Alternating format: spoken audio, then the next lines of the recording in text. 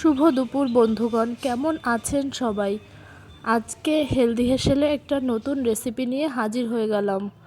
আমি রান্না করছি মাংসটা আমি সব মশলা দিয়ে, মাংসে যা যা মশলা ব্যবহৃত হয় তাই দিয়ে আর দই দিয়ে আধা ঘন্টা ম্যারিনেট করে রেখেছি।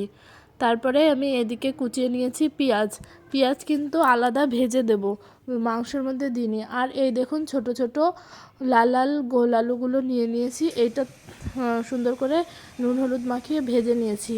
এই আলুটা কিন্তু খুবই টেস্টি লাগে খেতে, মাংসের আলু কিন্তু খুব ভালো লাগে আমার কাছে। আপনাদের কেমন লাগে অবশ্যই কমেন্ট করে জানাবেন।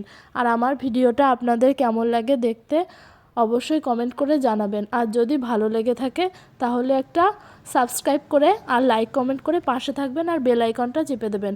এইবার আমি পেঁয়াজগুলো ভাজা হয়ে গেছে, তারপরে আমি সুন্দর করে কষিয়ে নিচ্ছি। দেখুন, এই দেখুন মাংস দিয়ে কিন্তু তেল ছেড়ে গেছে খুব সুন্দরভাবে। এইভাবে লাল লাল করে মাংসটা খুব সুন্দরভাবে কষিয়ে নিতে হবে। পেঁয়াজটা ভেজে দিলে কিন্তু পেঁয়াজের জল বেরোয় না।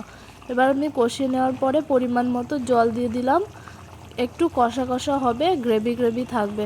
আপনাদের কার কার ভালো লাগে অবশ্যই কমেন্ট করে জানাবেন।